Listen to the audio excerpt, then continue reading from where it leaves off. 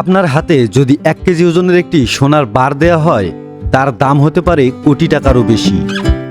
কিন্তু কখনো কি ভেবেছেন এই ছোট্ট সোনার বারটি তৈরি করতে কত পরিশ্রম, কত প্রযুক্তি আর কত হাজার টন পাথরের প্রয়োজন হয়? পৃথিবীর গভীরে লুকিয়ে থাকা ক্ষুদ্র সোনার কণা কিভাবে পরিণত হয় ব্যাংকের ভল্টে রাখা চকচকে গোল্ড বারে? আজ আমরা খনি থেকে শুরু করে পরিশোধ নাগার এবং শেষ পর্যন্ত আন্তর্জাতিক মানের গোল্ড বার তৈরির সম্পূর্ণ যাত্রা দেখব।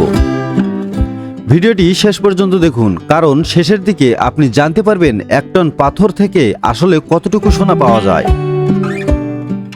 সোনা পৃথিবীর অন্যতম মূল্যবান ধাতু। কোটি কোটি বছর আগে আগ্নেয়গিরির কার্যকলাপ এবং ভূতাত্ত্বিক পরিবর্তনের ফলে পৃথিবীর গভীরে সোনার স্তর তৈরি হয়।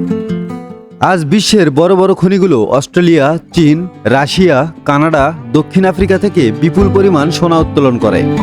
তবে একটি মজার তথ্য হলো, যে পাথর খনি থেকে বের করা হয় তার অধিকাংশ আসলেই মূল্যহীন। অনেক ক্ষেত্রে 1 টন পাথর থেকে মাত্র 2 থেকে 5 গ্রাম সোনা পাওয়া যায়। অর্থাৎ একটি ছোট সোনার বার তৈরি করতে শত শত টন পাথর খনন করতে হতে পারে। বিশাল বিস্ফোরণ ঘটিয়ে পাহাড় ভাঙা হয়, তারপর দৈত্যকার ট্রাক হাজার হাজার টন পাথর কারখানায় নিয়ে যায়। কারখানায় পৌঁছানোর পর পাথর সরাসরি ব্যবহার করা যায় না। প্রথমে এগুলো বিশাল ক্রাশার মেশিনে পাঠানো হয়। এই মেশিনগুলো এত শক্তিশালী যে কয়েক টন ওজনের পাথর মুহূর্তের মধ্যেই চূর্ণ করে ফেলতে পারে। প্রথম ধাপে বড় পাথর ছোট টুকরোয় ভাঙা হয়, দ্বিতীয় ধাপে আরও সূক্ষ্মভাবে গুঁড়ো করা হয়, তৃতীয় ধাপে বেল মিল নামের বিশাল ঘূর্ণমান যন্ত্রের মাধ্যমে পাথর প্রায় বালুর মতো মিহি হয়ে যায়। কারণ সোনার কণা এতই ছোট যে সেগুলো আলাদা করতে হলে পুরো পাথরকে প্রায় ধুলোর মতো করে ফেলতে হয়। এই প্রক্রিয়ায় কারখানাগুলো দিনে হাজার হাজার টন পাথর প্রক্রিয়াজাত করে। এরপর শুরু হয় সবচেয়ে জটিল ধাপ। গুঁড়ো করা পাথরগুলোকে বড় বড় রাসায়নিক ট্যাঙ্কে পাঠানো হয়। এখানে বিশেষ রাসায়নিকের সাহায্যে সোনাকে পাথর থেকে আলাদা করা হয়। এই মিশ্রণ কয়েক ঘন্টা বা কখনো কয়েক দিন ধরে প্রক্রিয়াজাত করা হয়। ধীরে ধীরে সোনার ক্ষুদ্র কণাগুলো আলাদা হয়ে তরল মিশ্রণে চলে আসে। এরপর বিশেষ ফিল্টার এবং কার্বন প্রযুক্তির মাধ্যমে সোনা সংগ্রহ করা হয়। এই পর্যায়ে পাওয়া সোনা এখনও সম্পূর্ণ বিশুদ্ধ নয়। এতে রূপা, তামা এবং অন্যান্য ধাতুর মিশ্রণ থাকে। তাই পরবর্তী ধাপে এটিকে আরও পরিশোধন করা হয়। এখন কাঁচা সোনাকে পাঠানো হয় বিশাল চুলাতে। এই চুলার তাপমাত্রা 1100 ডিগ্রি সেলসিয়াসের বেশি হতে পারে। ভাবুন তো, লোহা পর্যন্ত গলে যেতে পারে এমন উত্তাপে সোনা সম্পূর্ণ তরলে পরিণত হয়। গলিত সোনা দেখতে অনেকটা জ্বলন্ত লাভার মতো। এ সময় বিভিন্ন ফ্লেক্স ব্যবহার করা হয়। এগুলো অপ্রয়োজনীয় ধাতু ও ময়লা আলাদা করে দেয়।